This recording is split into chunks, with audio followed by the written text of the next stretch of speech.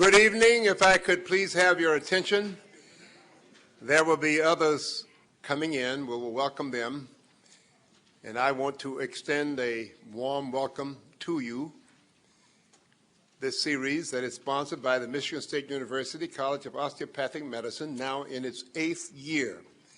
And some of you have been here for every session, every one in the past 8 years. And I would like to commend those of you who have stuck with us for all these 8 years. Thank you so much for being here. For 8 years.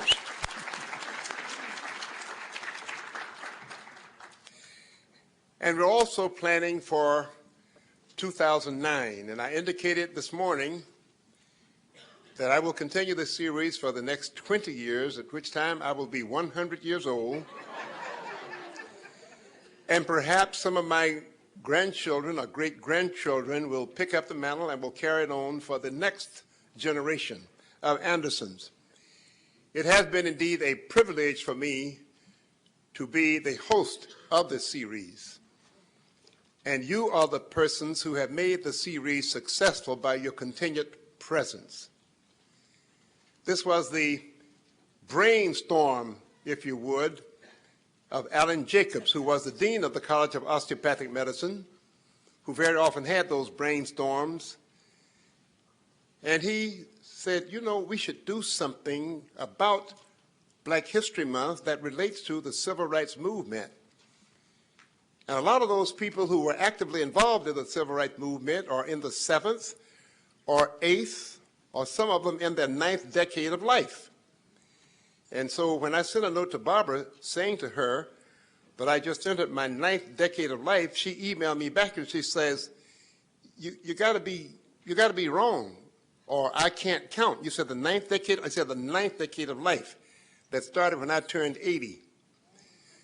So anyway, I intend to do this for the next 20 years, and I want all of you to stick right with me because there's a whole lot that needs to be said that has not been said. But this year is a special year in that on April the 4th, 1968, our leader, Martin Luther King Jr., my icon, world leader of peace and peace through nonviolence, was assassinated in Memphis, Tennessee, leading the poor people so they may get equal treatment, justice, and the right to enjoy all of the privileges of American citizens that they had been denied. He was assassinated for them. He died for all of us who seek peace and freedom.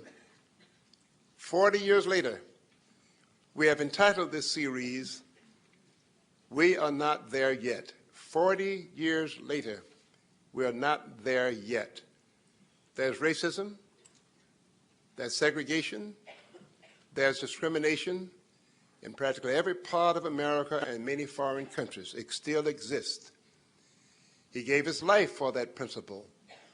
We can do no less than to keep that dream alive that he shared with us in 1963 from the steps of the Lincoln Memorial in Washington, D.C.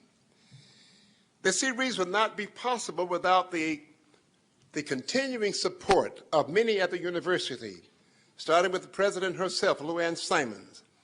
She has continued to support this series from the beginning. We'd also like to thank Dr. Kim Wilcox, the provost, Dr. Terry Curry, assistant provost for academic human resources, and Ms. Paulette Granberry Russell, who has been with us for every one of the series. She continued to support this series. Granberry Russell, would you please stand? There she is. Stand up and let us see Granberry Russell. She's in the president's office. And without the help and support that she brings, we would not be able to do this. Sandy Kilborn, my right hand. Where is Sandy? Sandy, would you stand up? Wave your hand. Sandy Kilborn in the back there. Also,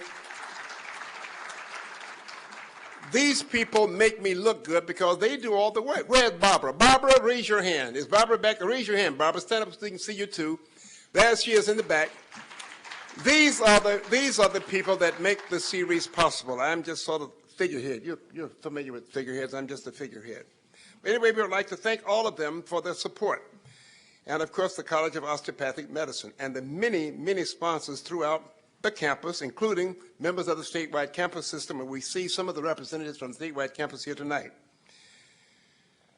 Now then, this entire series is being video recorded and will be placed in the MSU library. However, tonight for the first time, get this, tonight for the first time, this event will be webcast live by MSU Broadcasting Service and will be archived at http://wsmu.org. You got that? It will be first live webcast tonight, and it will be available on the website. Thank you. And we would like for the staff of WSMU to stand up and wave your hand. Where are they? Where are they? Stand up and raise your hand so you can see who they are. Harry is in the back. And let's thank them. Let's thank them for archiving this series. They consider it sufficiently important so that those who could not get here will not miss the opportunity to hear these outstanding speakers that we have brought here every year. Now, Reverend Wright, Jeremiah Wright, my very good friend, he chastises me every once in a while, but that's all right. Friends do things like that to friends, but I get even with him because I give him topics that he did not expect. And this may be one of those occasions where he has one that he did not expect, but at the same time, we're good enough friends that he says, if that's what you want me to talk about, I will do my very best. And he never, never disappoints. I have in my lifetime had the opportunity of listening to great speakers. I'm talking about outstanding speakers like Winston Churchill and like Kennedy and like Roosevelt and like Martin Luther King Jr., Ralph Abernathy. I have heard great preachers like Charles Adams, my pastor, J. Raymond Henderson, Vernon Johns. But I can tell you that among those, there is none that is better or can even equal my good friend Jeremiah Wright. Jeremiah Wright also has the credentials, if he needed any, to validate the things that he tells you, because he is a graduate of Union Theological Seminary, but also received master's degrees from the University of Chicago and Howard University. He's in demand as a speaker all over the United States and in many foreign countries. In addition to him being an outstanding speaker, he is a writer. He has written several books. He is a musician, and let me tell you, I've known him for a number of years, but he surprised me 2 or 3 months ago when he came to my church and he brought his choir. And this choir, they were rocking. They were doing it. Great choir. And I had to get up and see who's playing the piano. I had to stand up and go around the pulpit to see, and who was at the piano? My friend Jeremiah Wright. And get this, mind you, he was doing this with this outstanding choir. It had not a sheet of music before him. An outstanding talent. I'm very privileged to be counted among his friends, although that might change when he gets up here tonight. He is pastor of the Trinity United Church of Christ in Chicago, Illinois. He is on the brink of retirement from being the pastor, but he has on the brink. But that does not mean he will abandon his preaching calling, because I don't think he could ever stop preaching.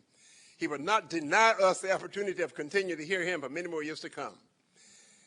But the pastor there now, who is in the process of succeeding him, is none other than Otis Moss III. Now, some of you who have been with me since day one remember Otis Moss Jr.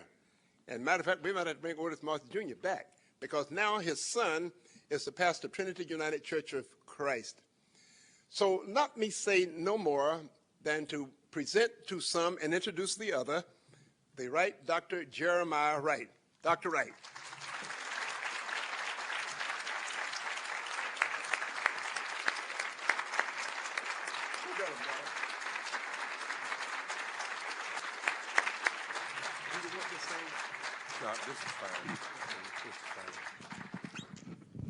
That friendship that's about to change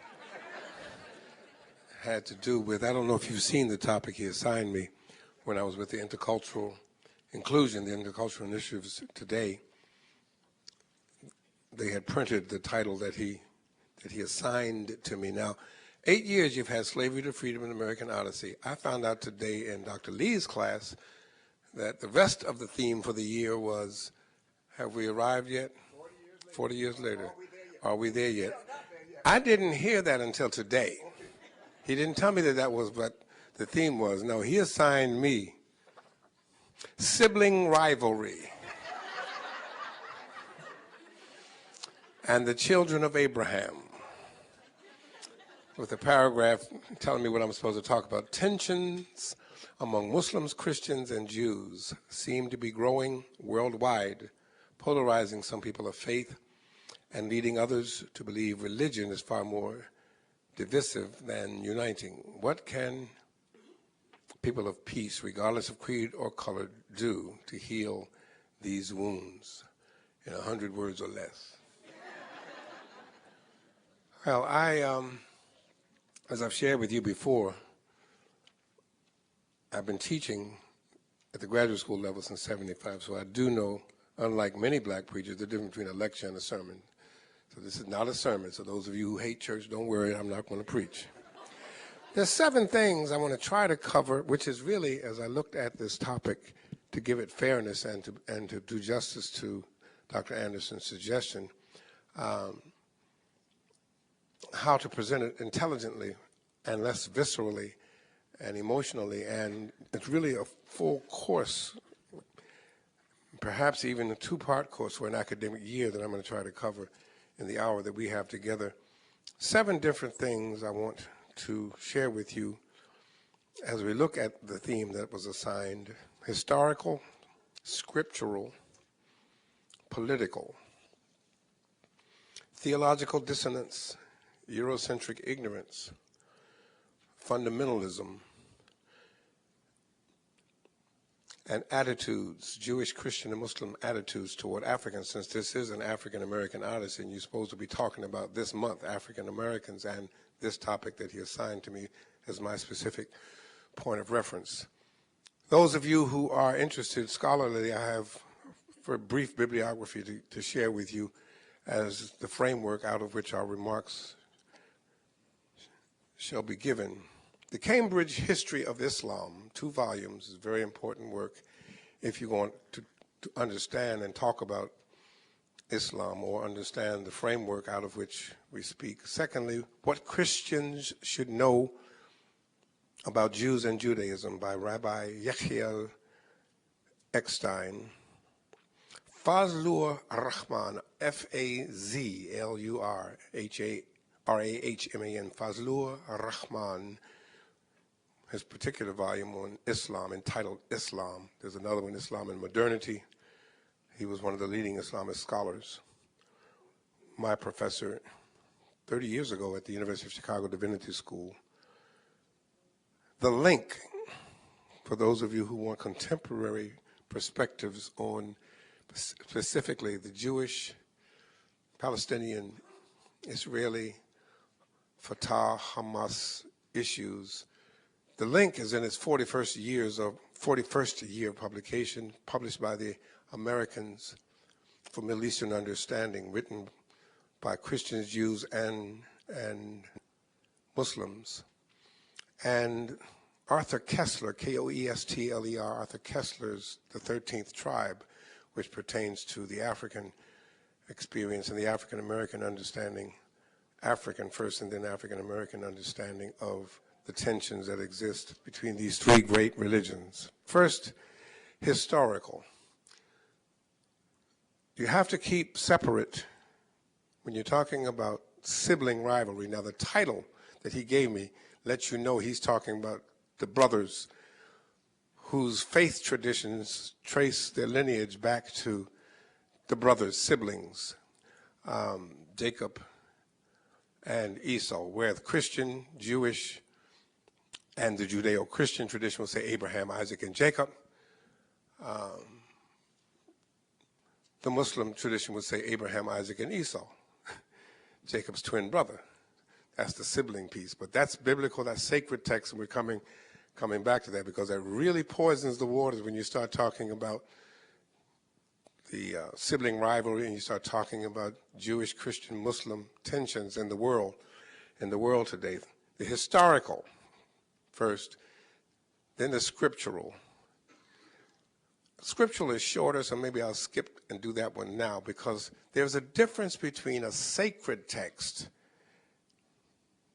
and a historical text. Very big difference. History and scientific history, particularly postmodern historiography, that talks about historical things, not faith things.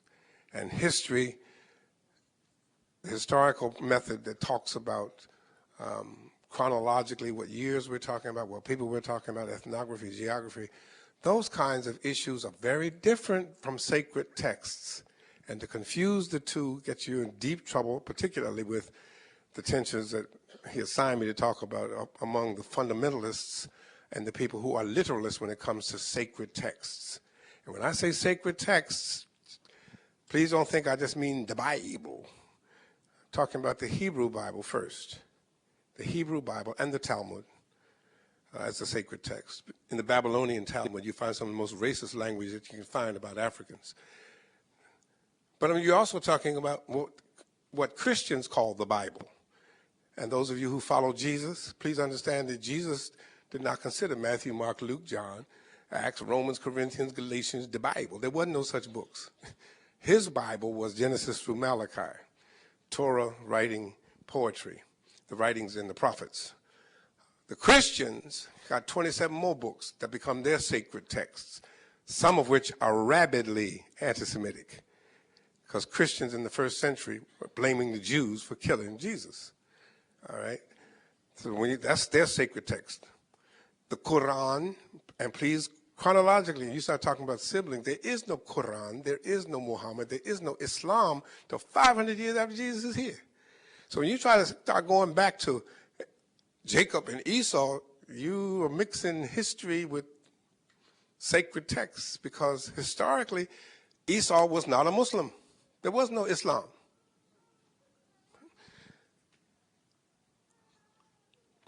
But the sacred text of the Quran that says in one of the surahs that it's all right to hold slaves as long as they're African.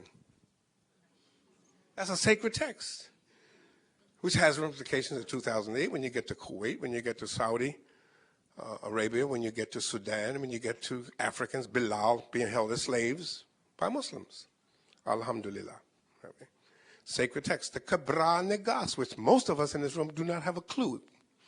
It's a sacred text of the Ethiopian church, of the Ethiopian Christianity. When you start talking about Christians, most of us, we think about Church of God in Christ, or I'm Catholic, C-A-F-L-I-C-K, Catholic.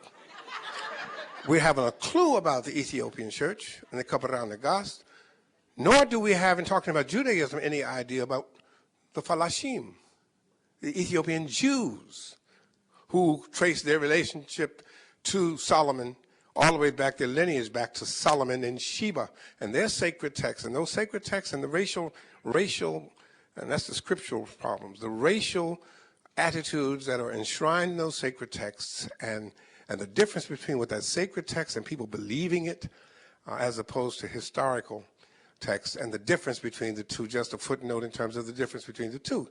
Stick with the Torah, the books of creation, which Christians know a little bit about, Genesis, the book of Genesis.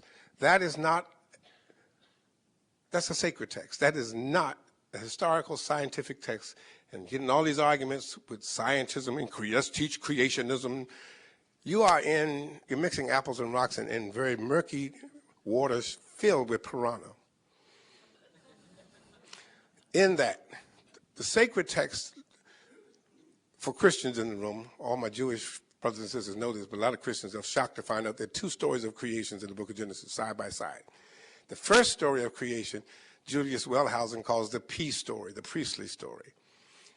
It ends, Genesis 1:1, and ends up Genesis 2, verse 1. Then the J account, according to Wellhausen, the Yahwist account, and that's because the word for God in the second account is Yahweh, which we're not supposed to say.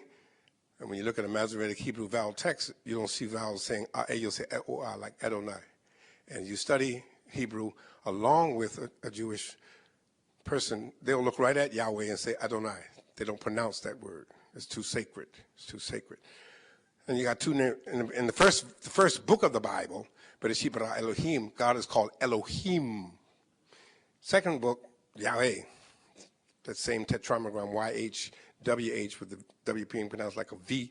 that Moses says, we translated into English, I am that I am.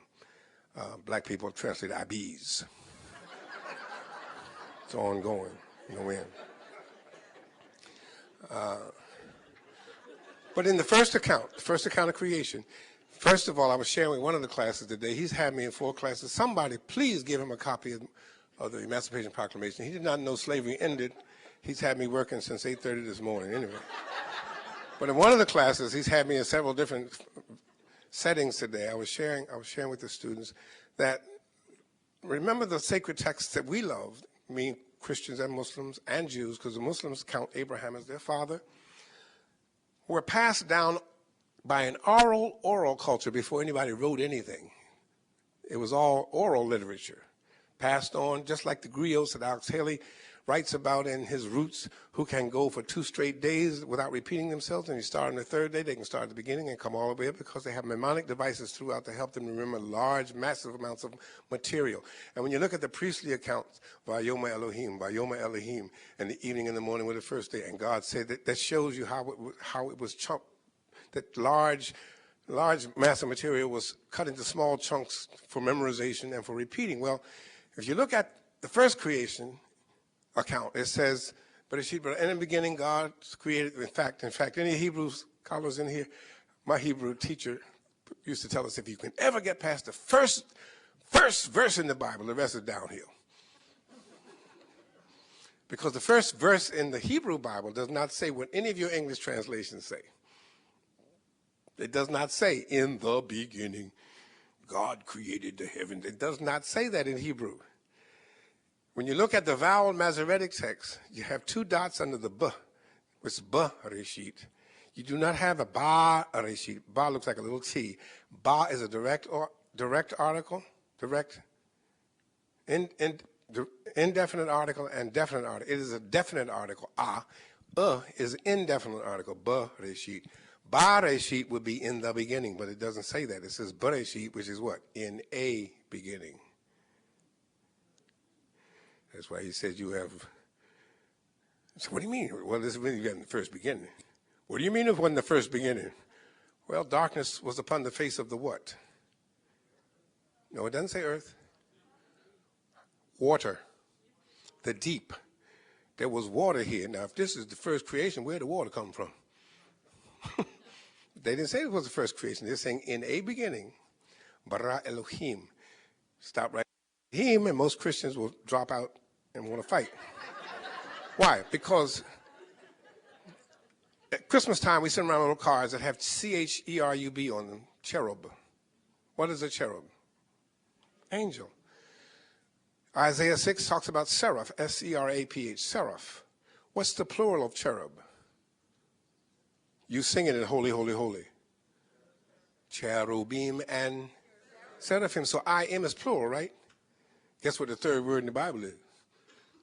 Elohim. Plural. So in Hebrew it reads, in a beginning, God's created. Oh my God. You're going straight to hell, boy. You know that. You're going straight to hell. Psalm 8 that we love. Oh Lord, our Lord, how excellent is thy name in all the earth. It says, thou hast made him a little lower than the what?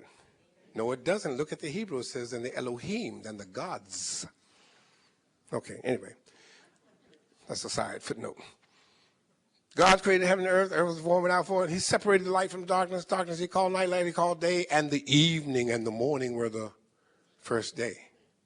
Now, you're in a sacred text. You're not in the scientific text. You're in a different world, too, because your day starts at 12:01 midnight or daybreak. The people whose culture this book comes out of, the day starts at 6 o'clock in the evening. Which I'm getting ready to help some Christians here. Touch your neighbor and say, he gonna help some Christians. All your life, you've been trying to figure out how Jesus was in the ground for 3 days. He died on Friday, Saturday, Sunday. How do they keep saying on the 3rd day? Saturday and Sunday, no 3 days. Yes, it is. 3 o'clock he dies. Joseph of Arimathea, Nicodemus got to get his body in the ground before 6, because that's when the Shabbat starts. That's when Sabbath starts. So to get him in the ground 4, 5 o'clock in the evening, that's the end of the first day. 6 o'clock in the evening, the second day starts. And it goes all the way to 6 p.m. Saturday night. That's when the 3rd day starts. You'll love that Luke account because at the end of the Sabbath, which is 6 o'clock Saturday night, that's when the stores open back up. And that's when Mary and them went shopping to buy stuff for the body. But that's how you get 3 days, okay? Evening and the morning of the first day. Second day, what happened? He separates, somebody said it back there, firmament, water from water. There's water up here and there's water down there. The earth is flat. In fact, when you get over to Job, you see there's a dragon down there too. They believe Leviathan. They believe that too. Okay, water, water. That's how you get rain. He opens up the windows of heaven and it rains. That was their cosmology. You get water separated from water. Firmament, separated firmament from the firmament. Water from water. Third day, what happens? Evening, morning, second day. Third day, what happens? Birds up here, beasts, snakes, cattle, horses here, fish there. Fourth day, what happens? Anybody know the Bible well enough to tell me what happened on the fourth day? Oh, God, this is a religious... Here's why you have fights in the Middle East. Y'all don't even know your own sacred book. On the fourth day, it says he put the big light in the sky to govern the day and the small light to govern the night and the stars. What is that? Sun and the moon. Okay. Y'all live post-Copernicus, post-Galileo. You can't have no day without a sun. Here we are all the way down to the fourth day, and the sun gets getting up there. That's because it's a sacred text. It's not giving you scientific facts like a science book would or historical text would. Plus, if you notice in the Hebrew and in your English translation, it does not say the sun. It says the big light and the little light. Why? Don't they know the word for sun? Of course they do. From the rising of the sun until the going down. They know the word sun, but why are they saying the big light? Because they are living, at persons who wrote that, whose literature says, they are living under Egyptian oppression, and they're taking a slap at their oppressors who worship the sun. You know that God you worship, Ra? That's a big light. Our God made that. All right? So that sacred text, how you going to have 4 days without a sun? It's not that kind of text like you're reading a historical text about the geological age and the paleontological age and the Iron Age and the Stone Age. Matter of fact, I love sharing with my seminarians. Pastors will tell you that the last thing in the first account of creation, which is a sacred text, it's not a historical text, the last thing made in the priestly account is what? On the sixth day. Male and female. Male and female, God created them in God's own image. God created male and female. Okay?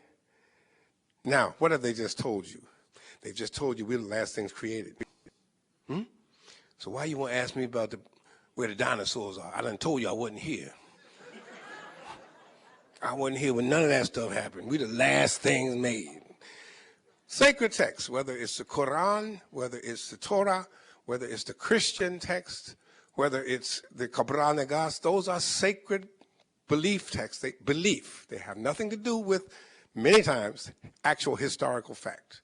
So, having said that, the first thing I want to talk about was historical, second is scripture, but let's go, I flipped them. Historical, when you start talking historical texts, first you have to look at the classical history texts, the chronological history, ethnological studies, where you're talking about Kemetic studies. I was sharing one of the classes he had me in today, Kemetic, K-E-M-E-T, Kemet. People who lived there did not call themselves Egyptian. That is a Greek word from when the Greeks called them Aegyptos. They didn't call themselves, that's what the Greeks named them. Aethiop is not what the people who lived in there, they call themselves Cushites. Aethiop is a Greek word which means black, burnt face. It's not that little country carved out after the Berlin Conference over in the northeast part of Africa, Ethiopia. No, it meant anything black. Aethiop, burnt face. All right, but you have to look at that history. Look at Ethiopian. You look at Shekinah Diop. You look at the Association of Classical African Civilizations, that history. You're looking at Shekinah Diop, Asa Hilliard, Jacob Carruthers, Charles Finch, Runoko Rashidi, Wade Nobles. And you look at ASCAC history and look at the historical relationship between these, what now are called Jews and Muslims who are fighting that he wants me to talk about.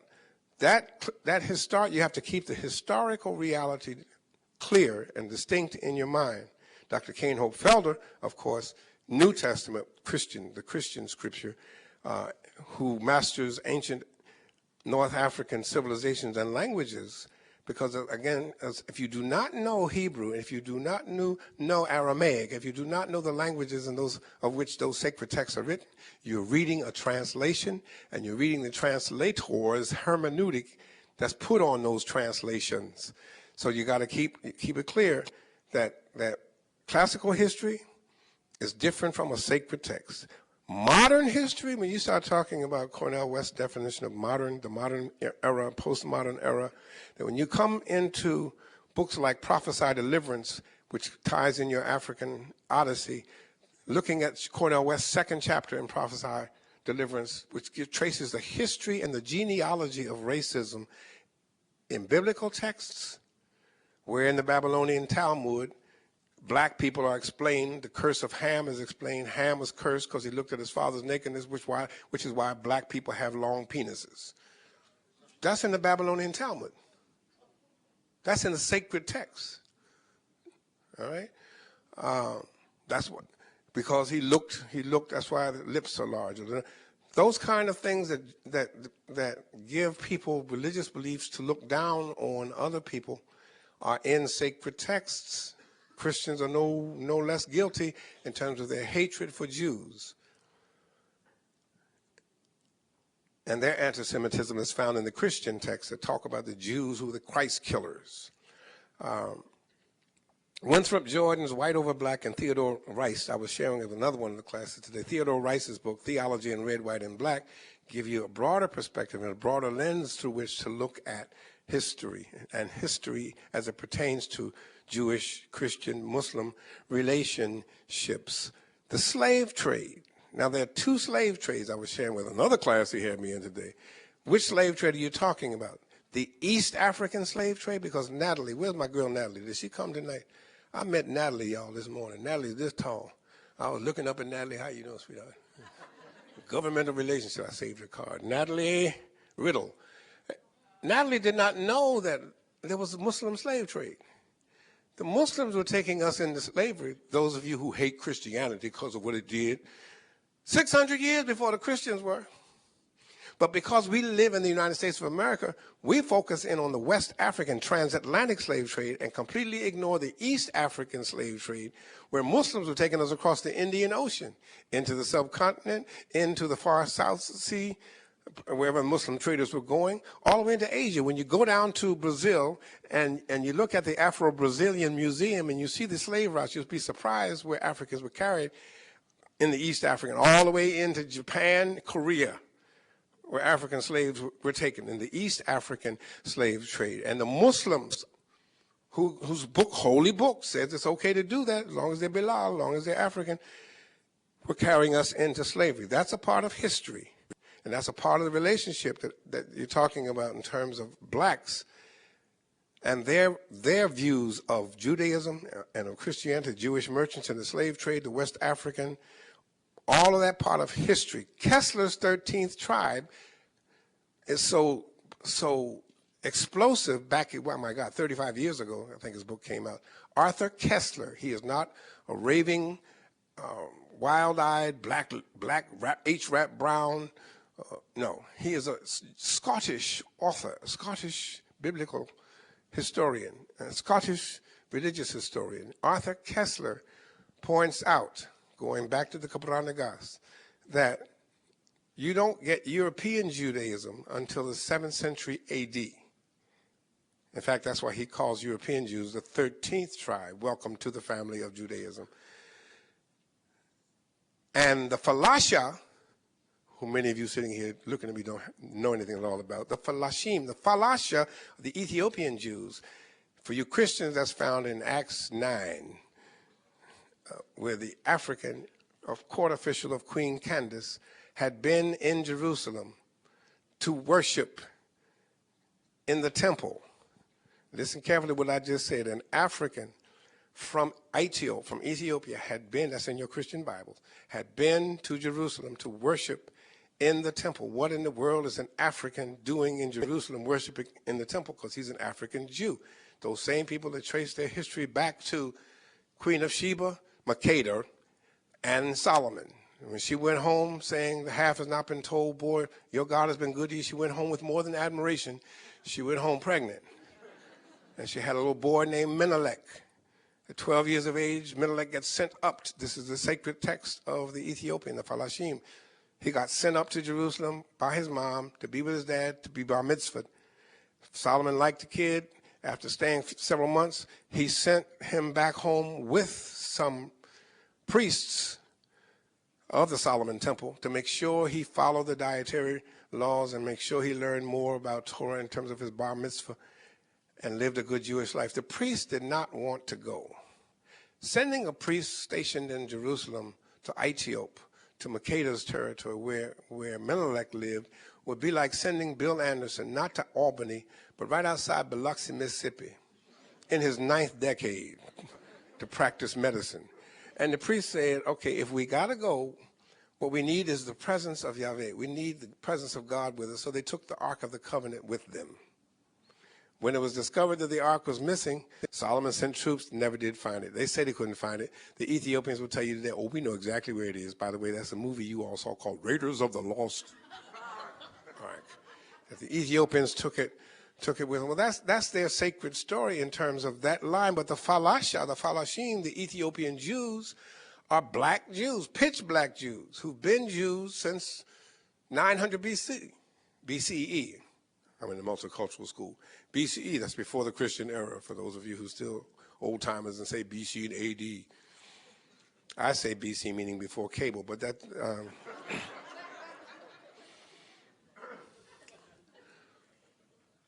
And when Arthur Koestler wrote his book back in the 70s, he had to put a disclaimer in the book because it caused such a furor that here he is writing, he just says in passing, it is interesting that the last people to the family of Judaism, the Ashkenazi, who sit on the Knesset, are now voting as to whether or not they're going to let the first part of the Jewish family into Jerusalem. Because the Knesset was voting on whether or not the Falasha could come into Jerusalem. And today, and it's not all race and it's not all about being black, it's that Jerusalem is holy. The city is holy. And you can't have animals with feces in a holy place. And the Falasha are going to take their animals with them wherever they go. Camels, sheep, doesn't matter. Do we let them into the holy city with their animals? Otherwise, well, you're saying they can't come because of their culture. That kind of dynamic enters into the discussion of Jewish and intra-Jewish problems, just like Christians have intra-Christian problems. So you're talking about Arthur Koestler, you're talking about the Falasha, the Falashim, all of which, and this is why Koestler had to put in his disclaimer, have nothing to do with, everything I just said to you has nothing to do with what happened in 1948. Because now you're into the political. Once you get historical, keep that straight in your mind. Sacred text, scriptural, straight in your mind. Let's come to the political. You are in a different arena altogether. You're in a different world altogether. And a part of the fight going on now in terms of the religious arguments and tension and polarization and hatred among the fundamentalists, especially in each of the major world religions, has to do with the political, especially as it pertains to the political decision made in 1948 to solve a European problem of European Jews by putting them in somebody else's country. Now, that ain't got nothing to do with Genesis, Exodus, Leviticus, Number, Deuteronomy. No, that got something to do with a political decision that was made and all of the fallout that has followed. And as Dr. Anderson has been trying to bait every audience I've been in front of today to get me beat up by quoting what the pundits say and the journalists say. And when Jeremiah Wright quotes UN resolutions and the International Court of Justice, Jeremiah gets labeled the same way Jimmy Carter and Bishop Tutu and who's the other guy? Jim Wall of Christian Century get labeled as anti-Semitic because the United Nations resolutions call that the occupied territories. And they're saying they're illegally occupied and need to go back to pre-67. As soon as you quote that, if AC don't come after you, some reporter going to put it in your mouth, you anti-Semitic. I ain't doing nothing but reading the UN resolution. Anyway, that political issue in terms of what happened with European Jews being resettled in Palestine and the Palestinian people, that's a whole different discussion than biblical, Quranic, Torah, different discussion than the historical development of Judaism, the Falasha, the Ethiopian Jews, the different sects of Judaism, what happens when you don't have temple worship, what happens in diasporic Judaism, the growth of the synagogues away from very different. You're talking something very political at that point because you're in the 20th century. The 20th century history, you cannot have a discussion about Jew, Christian, and Muslim and focus only on what's going on in Ramallah with us supporting the United States government, supporting Fatah, and Condoleezza Rice freaking out that the people voted Hamas in. You can't have that discussion and leave out the African-American odyssey of what's going on in this country and the lenses through which many of us of African descent in this country look at what's going on. To wit, Nation of Islam, which is a sect of Islam, which does not have the rhetoric that Elijah Muhammad had and Wallace Farrakhan had when it was founded. But most of us ain't followed that because as soon as we hear Louis Farrakhan's name, we buy into what the press has said about Louis Farrakhan. Don't know nothing about the Nation of Islam. And ain't read nothing unless we got a son who got mad at Christianity and is now a black Muslim. We also have the black Hebrew Israelite nations in this nation, some of them, and some of them who went back to Israel thinking that Israelis were going to welcome them. They live in Dimona. They also live in Ghana. Now, when you start talking 20th century reality in terms of Jew, Christian, Muslim, you're talking black Hebrew Israelite nation as a piece of the 20th century reality of modern history. You're talking about the occupied territories. You're talking about colonized mentalities, both colonized mentalities. The narrative of the Israeli government is that the Arabs who've been living there for 14th century were colonizers. And the Arabs say, no, the Jews who are here now are colonizers. But when you've got a colonized mentality, you get a siege mentality. We are under attack. And when you got a siege mentality, where people feel that they're under attack, and you want to drive us into the sea, you want to drive us out of our country, there can be no return. You got a return, law of return for Jews who want to come return from Brooklyn. But the Palestinians who were driven out in 67 can't come back.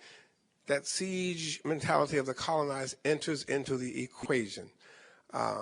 Ethiopia, I mentioned Ethiopian Jews. I didn't mention Ethiopian Christians because Ethiopian Christians fought and kicked Italy's butt, by the way.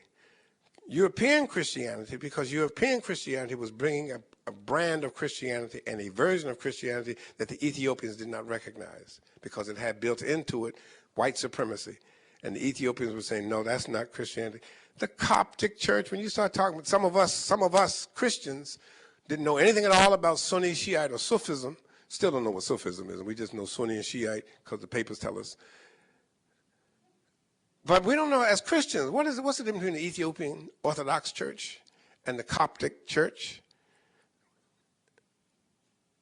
Don't know. But that's a part of Christianity and a part of the Christian story. What is the difference between, I mentioned in one of his slave labor places today, we got 600 Protestant denominations in this country. Baptists, anybody here Baptist? Can you name all 11 Baptist denominations? Most Baptists can't tell you the 11 different Baptist denominations. All right? So then when you start talking about the Christian church from the first century, Jew, Christian, Muslim, from the first century up to Muhammad, you still had the Orthodox and Christians in Judaism, and you had anybody here know the Apostles' Creed? I'm not going to make you say it. I just want to know if you know it is. When you say, I believe in the Holy Catholic Church, that's a small c. That's not the Roman Catholic Church. That creed was in existence before there was a Roman Catholic Church. When the headquarters moved to Rome, and you got now Roman Catholic Church, you got Roman Catholic, you got Greek Orthodox, you got Ethiopian Orthodox, you got Coptic, and then in the 1500s, while practicing slavery, we had a Reformation with great debates over transubstantiation and consubstantiation while holding slaves. Sort of like the founding fathers of this country, whom I call the fondling fathers of this country. I told one of the classes, I think maybe it was the faculty this morning, you all come down on Michael Jackson because he had sex with a kid underage, allegedly. Well, we have factually the fact that Thomas Jefferson had sex with a 15-year-old. He's a pedophile. He ain't no founding father, he's a fondling father. We don't come down on Thomas Jefferson. He's a sacred name, sacred icon. But just in terms of Christianity, once you get the Protestant Reformation, you got the Lutheran Reformation, you got the French Reformation, you got the Swedish Reformation. What part of Christianity are you talking about when you say Christian?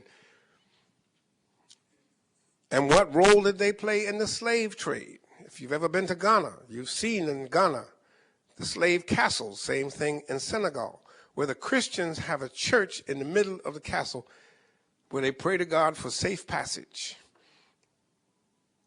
By the way, in Senegal, just in terms of Christian, Muslim, Judaism, in Senegal, I guess my second or third trip to Senegal, my wife was with me 25 years ago, 20 years ago. And we go out on the street in Dakar. When we go out on the street in Dakar, I found out how to keep those merchants off me. And I taught my wife how to do it too. When the merchants come up when they're trying to sell you stuff on the street, all you have to say is soy cubano. I'm Cuban. You're communist. Soy cubano. Lo siento mucho, pero soy cubano. Well, when my wife saw a merchant she wanted to talk to and get into her bartering thing with, I'm trying to be friendly. These guys won't speak to me. They're talking to her. And I didn't understand that at all. And we had a Muslim guide. He's your complexion. My wife's your complexion. Muslim guide, pitch black. So I said, how come they dissing me and talking to her? And he said, have you been to San Luis? And I had not. I know what he was talking about. That's St. Louis, San Luis. He said, you have a free day Wednesday. Let's go to San Luis. I'll show you why. Took me up to San Luis. Everybody in San Luis is my complexion. Why? Because the other thing the Christians were doing in the slave castle was screwing the African girls. And African girls were trying to get pregnant. Why? Because if they got pregnant, they wouldn't put them on a ship. They didn't have to make the passage. So that's kept them from having to make the Middle Passage and be sold into slavery into the New World, into the colonies owned by the French in Martinique, Saint-Martin, or the Portuguese, or the Dutch, St. Croix, or the British, Jamaica, Trinidad, Tobago, Barbados. But once those kids came, the merchants weren't claiming them, and the Africans disowned them. So they formed a closely knit community, moved upstream from Dakar into San Luis. And normally people my complexion do not speak to blacks, and blacks do not speak to them. And here I am, hey, bro, what's going on? Hey, man.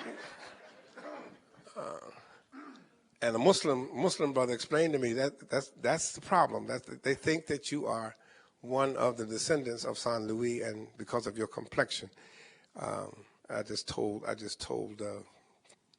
Dr. Anderson this morning that I got tired of people lying on me, putting words in my mouth of things I'm supposed to have said about Farrakhan and all that. And I said, well, just as a footnote, I told our congregation last Sunday night, just as a footnote, please understand, Farrakhan is not my enemy. Farrakhan did not enslave Africans. He never raped a black woman. And Farrakhan didn't make me this color. Okay, let's be clear. Let's be clear. But the whole issue of Catholic, Protestant, anti-Catholic U.S. feelings, Jewish, black Jews, black Muslims, all of that comes into play, with then being the issue of Jewish, Christian, Muslims' attitudes towards Africans. American Odyssey. Because a lot of those attitudes were part and parcel of the mental baggage and the theological baggage that was brought into this country by those who were brought into the country enslaved through the Middle Passage, through the Caribbean, and you've got the Muslim attitude toward, well, first chronologically in terms of history, the Jewish attitude toward Africans, then the Christian attitude once Christianity left Northeast Africa and moved up into Europe as the headquarters, and then the Muslim 500 years later as they swept into Africa. Those three different faiths and their attitudes, many of which still persist up until today in places throughout and pockets throughout the world in terms of the Muslim sacred text, the Christian sacred text, the Jewish sacred text, coming up into the contemporary African attitudes in response to racial ignorance and religious arrogance. Now, to unpack that for just a moment, I said the theological dissonance, the fundamentalist. Martin Marty, I didn't give you this book as a bibliographical resource, it's very helpful. Martin Marty has done a tremendous exhaustive work on fundamentalism, and he covers everybody's fundamentalism. Not just the Christian fundamentalists, he covers Jewish fundamentalism, he covers Muslim fundamentalism, and shows how that colonized under siege mentality of people, let's go back to the old way, Sharia law, where, for instance, Al-Qaeda does not, they hate Hamas, and have publicly said that because they won't be hardline fundamentalists. But fundamentalists, a theological dissonance now, where you have people clinging to a sacred text and or their cultural issues surrounding that sacred text, and the theologies are different. William Augustus Jones, who used to be a frequent guest at Dr. Anderson's church, William Augustus Jones has a book, another book bibliographically for you to help you, called God in the Ghetto.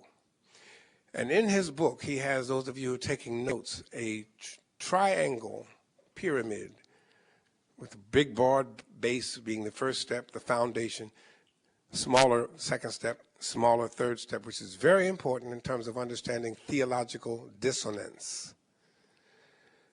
Bill argues that three levels of that pyramid are, number one, theology is the foundation upon which these other two are built. Theology means what? How do I see God? Do I see God as white male, a la Sistine Chapel, Michelangelo reaching down? Do I see God as a God who is over us, hierarchically, or a God who is with us? If I see hierarchically, that's how I see God. God's up here. Then I got a junior God. Then I got some angels. Then I got white men, white women, yellow men, red men, red, black, black. Some of the people in this room grew up saying, watch this, if you think I'm lying, I'm not going to even finish it. If you're white, you'll, if you're yellow, you'll, if you're brown, but if you're black, that hierarchical thinking. Because that's how God created us. White just because how I see God. Do I see God as one who makes women inferior? Some people do. Some people do. In all three of these faiths, Christian, Jewish, and Muslim. You can't have no woman up in the pulpit. Now, which I said it takes a whole course. When you have a hierarchical arrangement, let me show you one reason. When you have a hierarchical arrangement, up is good and down is bad. Okay, and up here is God. Up here is heaven. Okay, hell is down there. God is up here, the devil's down there. Strength, weakness. What's the symbol of strength? The sun. Stability, strong. Every time you see the sun, it's the same. What's the opposite of the sun? The moon. You can't trust the moon. You look at the moon, it's round one night, half another night, it's a little sliver the third night, whew, then it disappears. Up here, rational thought, rational mind, down here, emotion. In fact, people controlled by the moon, emotional, but worse than emotional, they're crazy. That's why we call them lunatics. They're loony. And if you see how that's tied to women, first of all, not only is she emotional, but how many days does it take the moon to go through a cycle? How many days take a woman to go through a cycle? 28 days. And when she's out of control, she's emotional, we call her hysterical. If we do a hysterectomy, we can make her all right. Fix it. She won't be so emotional. Stop having them private summers. That kind of, and you don't have no woman who is hysterical, who's not rational. In fact, the body, Plato, in case you didn't know this, I know you know it on the university campus, Socrates, Plato, Aristotle, hated women. In fact, the perfect relationship, you still use it occasionally, especially as guys when we try to step to a sister, and try to make her believe that ain't really what we want. What's the best relationship a male and female can have? Platonic. That comes after Plato. That's named after Plato. Platonic means no sex. That's a great relationship because it's all up here. See, this is good, and the further south you go, the worse off it is. How do I see God? Do I see God who creates people like that? Because how I see God, Bill argues, and we're talking about theological dissonance, determines anthropological. My theology determines my anthropology. That determines how I see God, determines how I see humans, myself and others. Does God create some humans superior to others? Not just women. How about blacks? They're inferior. Whites are superior. Blacks are inferior because how then I define my anthropology determines how I order my sociology. I can have a society ordered based on my anthropological understanding, my theological understanding. It's all right for me to preach the gospel of Jesus Christ in the morning, wearing a black robe and put on a white robe at the Klan in the evening, and burn a cross on your lawn. Because God has ordained it that way, all right? That's theological dissonance. Do you see some people who are infidel? They'll be killed. We cannot live together. You are jihad, crusade. You must be killed. That's the theological dissonance because my fundamental understanding, fundamentalist, means, in fact, it's in the Hebrew Bible, part of what we swallow and try not to talk about in the Hebrew Bible. Old Testament, we call it. God said, not only go take these people's country over and tell them I told you could have it. God says, go down to the Hittites and the Jebusites and the everybodyites, kill everything. Don't leave nothing standing that can piss against the wall. That's in the King James Bible. Piss. Look it up. That's the kind of God you got. Kill everything. Babies, yes. All right.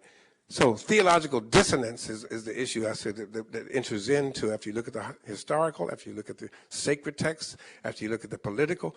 You start talking about theological dissonance. Marty's helpful insights into fundamentalism across the board and people drawing the line with those who disagree with me, we must kill them.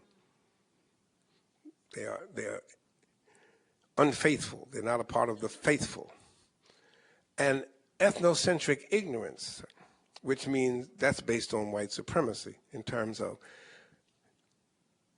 all ethnocentrism is not bad unless it sees others as not having a center at all or a story worth knowing, or as you're trying to do, Sister Cranberry, he's been calling her Cranberry, of understanding multicultural means that people have a different center from which they see the world. That doesn't mean that something's wrong with them. That means they're different. But we equate difference with deficiency. When you have Eurocentric ignorance, that's where you end up with white supremacy.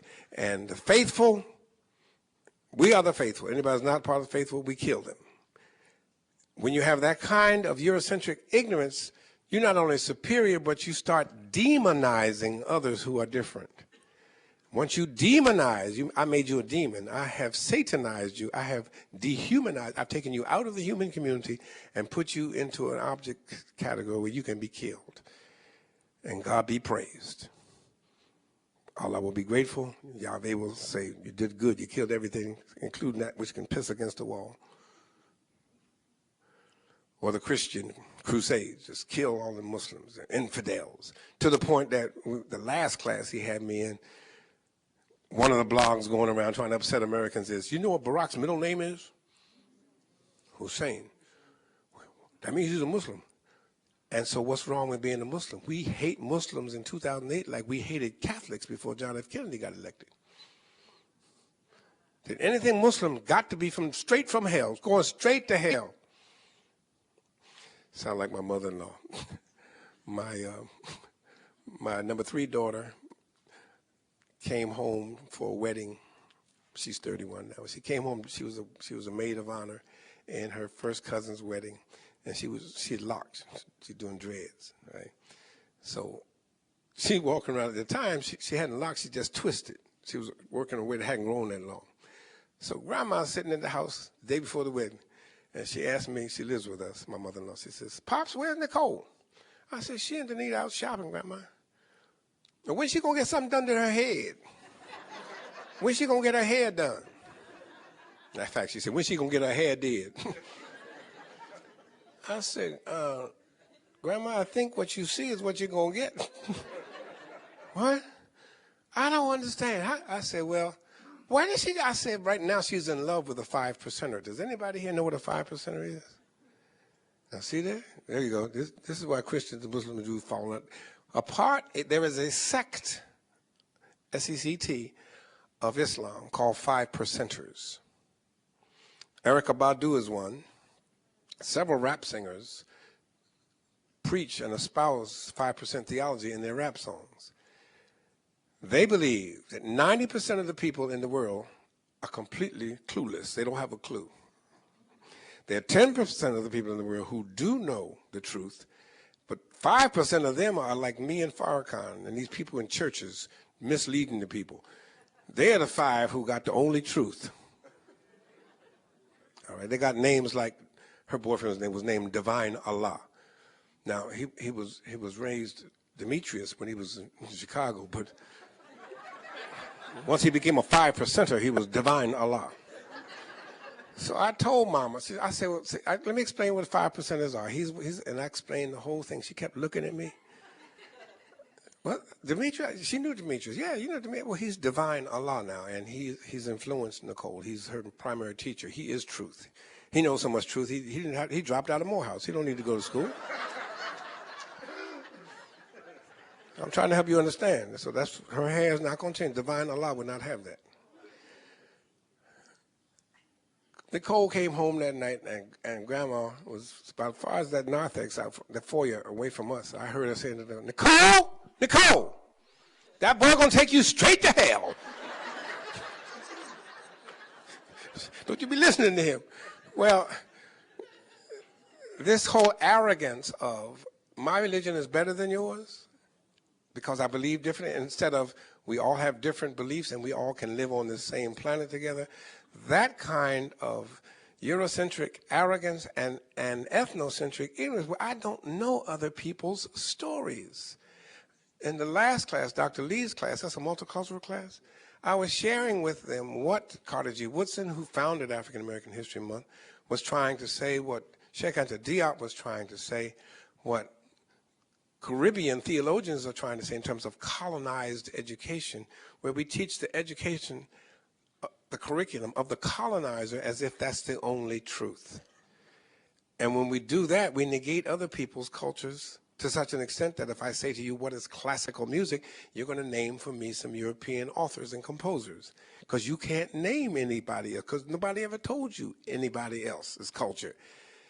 If I ask you history, you can start with 1620, the Pilgrims and the whole colonization of the Americas and how we colonized America, and then what happened in taxation without representation, give me liberty, give me death, 1776, the War of 18. Excuse me, when we got here, there were some people here called Cherokee, Sioux, Apache, Comanche. Tell me what happened to them. Tell me something about their history.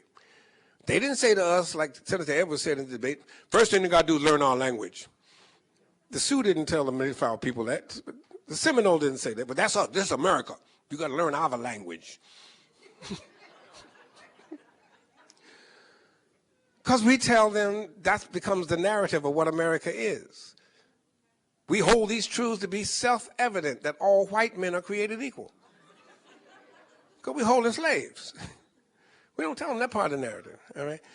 So you get a colonized education which teaches you to look down your noses at other people's centers, other people's stories, ignore them altogether, and the problem then becomes those who are colonized buy into that, and they really think,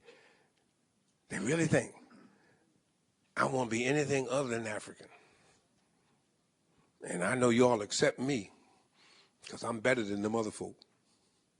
I can out-white white people. Ask Condi. You don't believe me? She's shopping in Manhattan. Folk are dying in the lower Ninth Ward.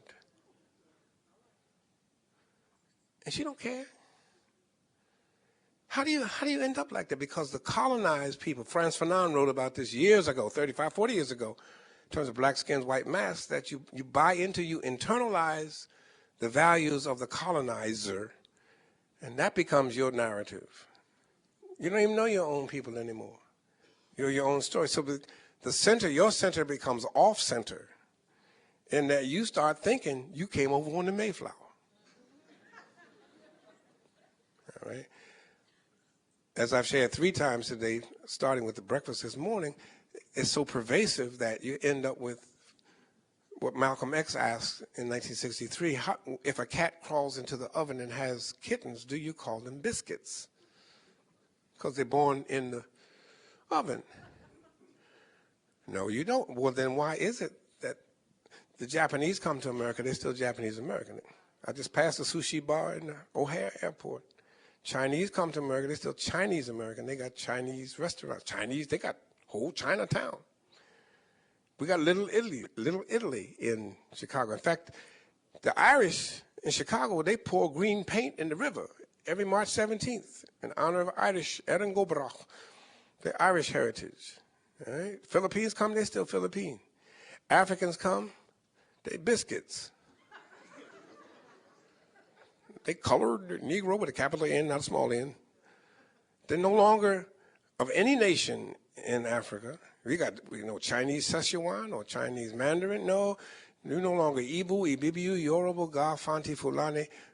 The Portuguese lump you all together as negros, Spanish negros, Southern white, Virginia negros, and that's who you is. And then you got to show that I am not a Negro, I'm a Negro. I'm just not any ordinary biscuit, I'm Pillsbury. But that again is because it denies my own center. It denies other people's center as having any validity. So now, what are then the African attitudes in response to racial ignorance and religious arrogance? It depends on where you are, in Sudan, in Saudi, or those who were trained by the missionaries from New England, or the black Hebrews in Ghana, in Dimona and Lembe. I shared with one of the classes today, I think it was the inclusion class, that for me, because Dr. Anderson gave me the last part of his question, was how do people of faith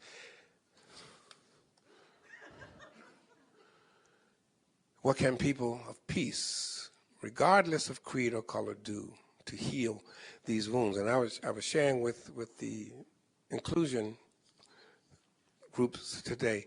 Did anybody know about the inclusion groups? Did he tell you about that? That's not on your flyers, is it? I didn't know if to go after cranberry or to go after juice over here. Listen who he had me talking to. Peace Over Prejudice, these are student groups. I Stop Hate, W.B. Du Bois Society, MSU Hillel Organization, MLK, Martin Luther King, Student Activities Board, Muslim Student Association, MRUL, Jewish Student Union, Students for Peace and Justice, Black Graduate Student Association, Coalition of Indian Undergraduate Students, Chicanos y Latinos Unidos, Alpha Phi Alpha Fraternity, Omega Psi Phi Fraternity, Women Council, Arab Cultural Society, Alhamdulillah. Council for Students with Disabilities, International Students Association, Asian Pacific American Student Organization, Black Student Alliance, Culturas de las Razas Unidas, and North American Indian Student Organization. He want me to do that in my spare time while I'm up here before I leave. And I shared with them that for me, one of the best examples of how to address the last part of his assignment, how do people of peace do that? And one of the best examples, this is not the sine qua non, it's just impossible to do, but one of the best examples that I have seen is the Truth and Reconciliation Commission in South Africa, where black, colored, Indian, Zulu, Xhosa, Lembe, all of the people had to sit down and chart out a direction for their country as how do we live together with different beliefs? How do we raise our children who are Muslim, who are Hindu, who are Buddhist, who are Christian, who are Jewish, who are Reformed Jew, Hasidic Jew, Orthodox Jew, who are Catholic Christians, Anglican, Bishop Tutu's an Anglican, Reformed Church, Bozak's Reformed. How do we do that so that our kids don't end up killing each other? Because colonization leads to balkanization. We're going to have a balkanized issue here if we don't teach our children that there is another way to live in this world without hating each other because we happen to differ in terms of what we believe. And I think that's what we do, Doc, in terms of sitting down, not walking away from the table, even when we disagree with people, to map out a world for our kids and our grandkids as to how you can live on this planet that God made. Now, for the Jewish, Christian, and Muslim, sacred text, it is God that has made us, and not we ourselves. We are God's people. That means all of us are God's people. That's my theology. Not just us, but all of us are God's people, made in God's image. And starting from that premise, I think, gives us a workable platform. And as you heard the young boy in the last class ask me, do I think that what the young people are doing now with so many white voters seeing in Barack Hussein Obama a possibility of a real change, that's changing in that generation? My hope that it is in this generation who's at MSU right now watching a minister being beat up by an old 90-year-old going into his 9th decade person.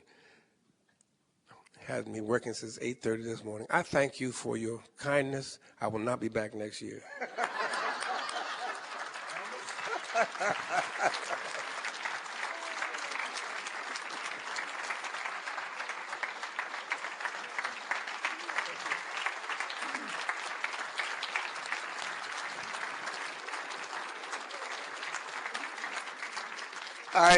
I told you he would not disappoint, and he did not.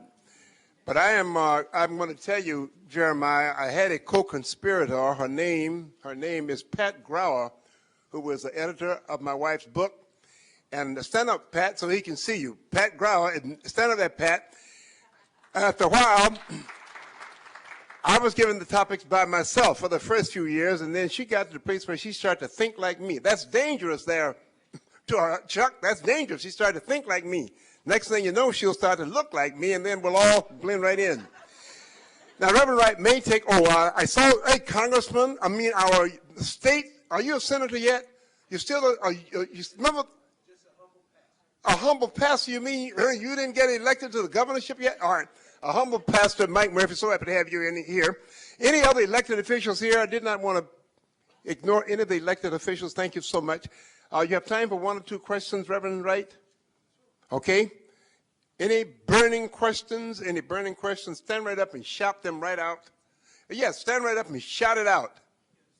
You glossed over it, but what is exactly your relationship with Mr. Farrakhan, and how do you explain or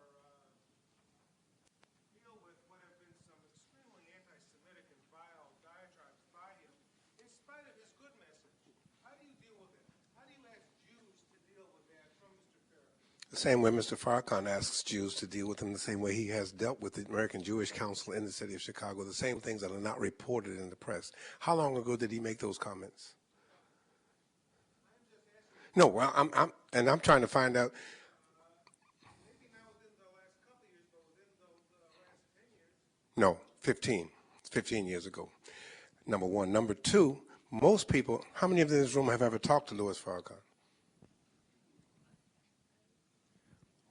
3 people.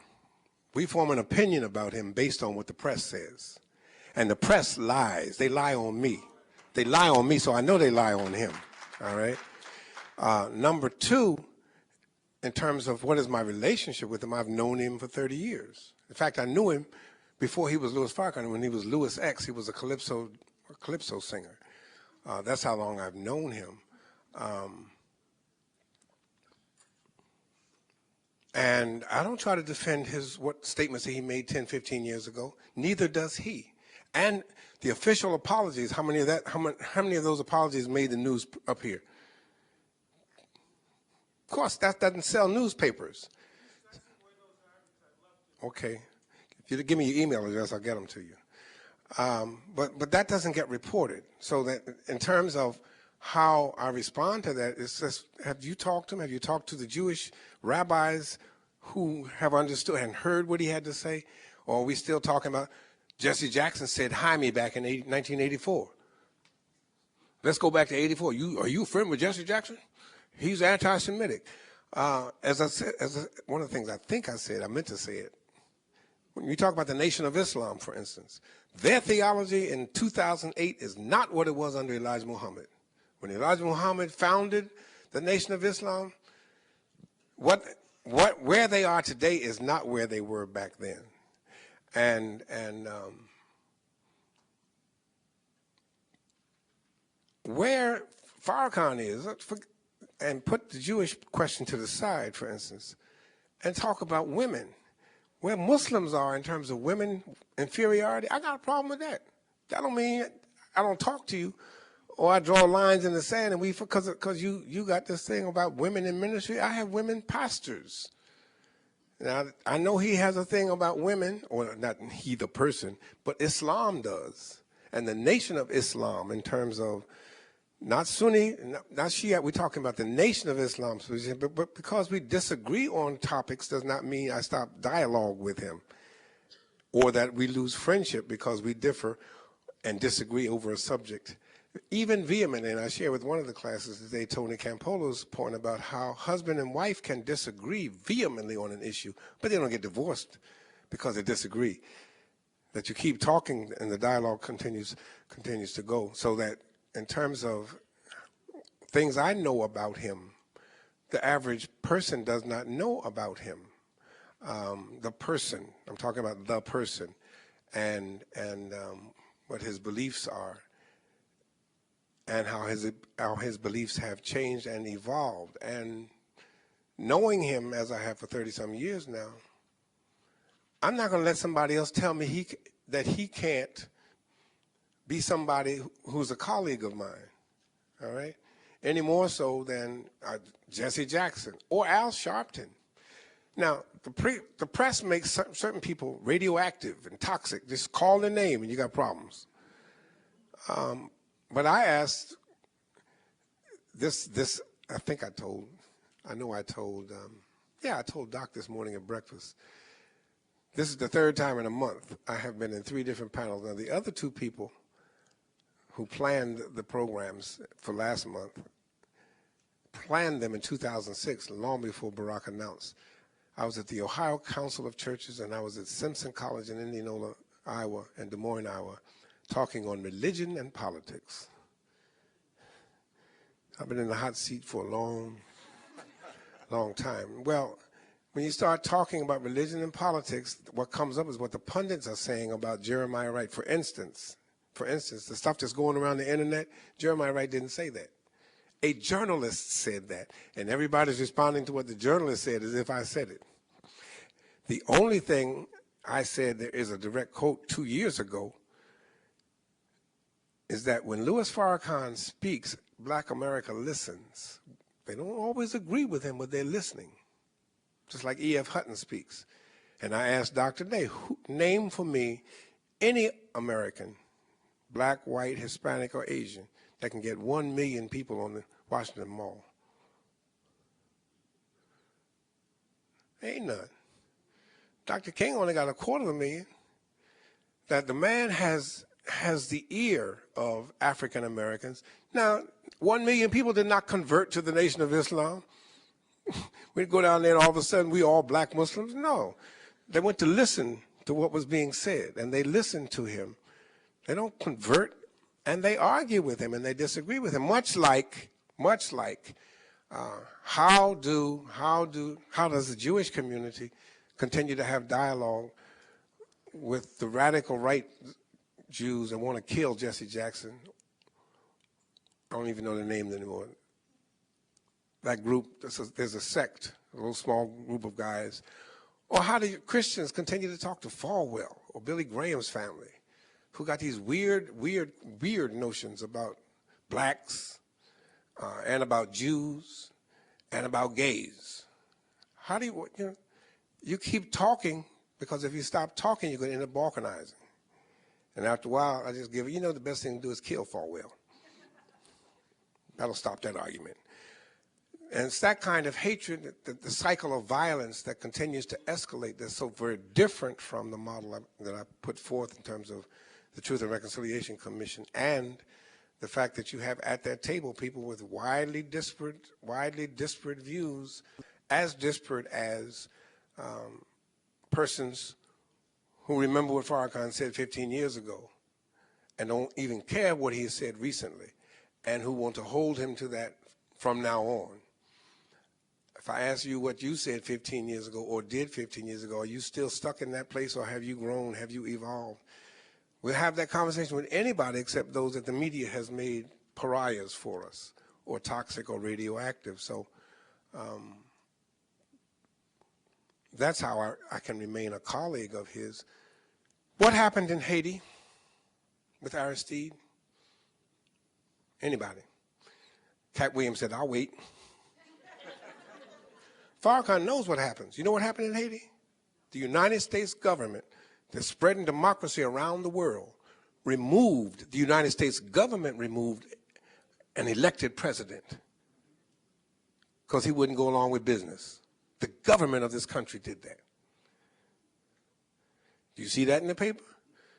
No, we see anti-Semitism. No, what about you going in the man's house, United States Marines, and what's these boys, Blackwater, and took the president, his wife, out of their house and sent them to Central. And then Condi told Jamaica, the Jamaican government, if you let him in the country, we're cutting off all trade. Now let's talk about that.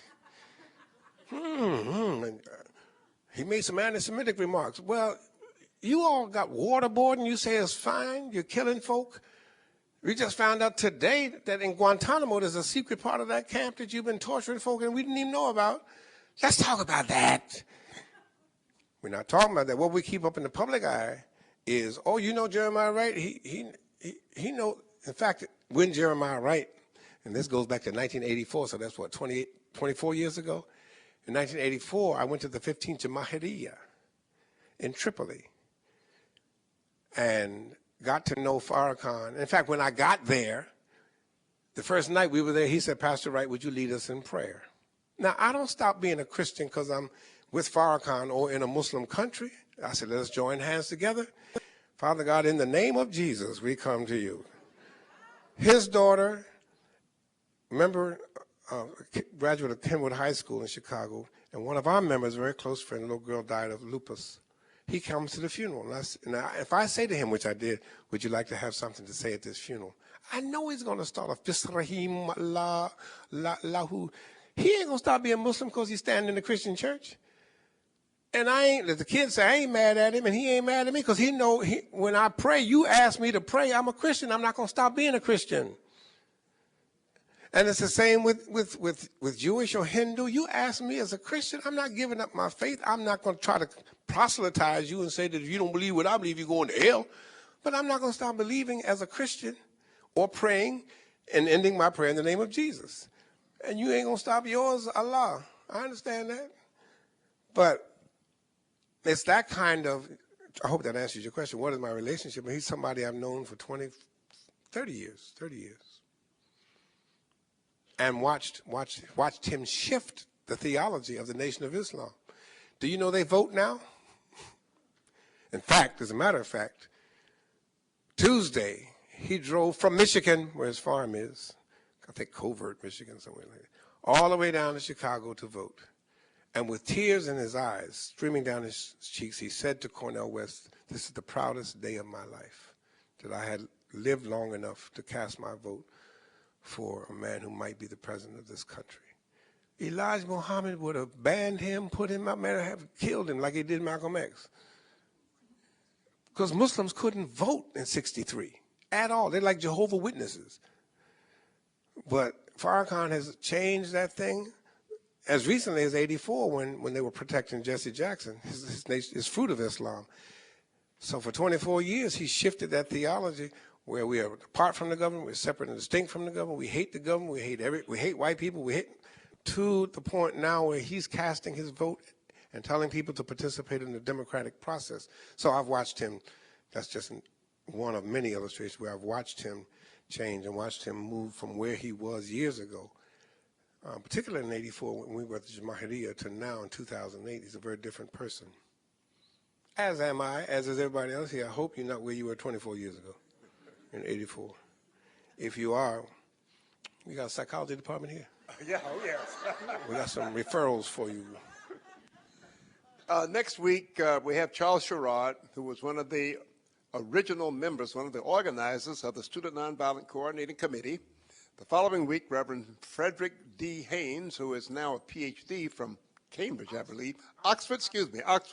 Oh, it says Oxford, I might say there, Oxford. And following that, we have Bishop Vashti Murphy McKenzie, who is returning. And if you have not already guessed, Reverend Dr. Wright is the pastor of Barack Obama. Barack Obama has been a member of the Trinity United Church of Christ for some 20 years. He married them, and Barack Obama is still in his church, and he's not kicked him out, he's not going to. So if you have a few minutes to socialize now, I believe we have tea and crumpets. Is that right? Tea and crumpets are ready. And if you want to stop by and shake Reverend Wright's hand, do that, please. Thank you very much, and we'll see you again next Thursday.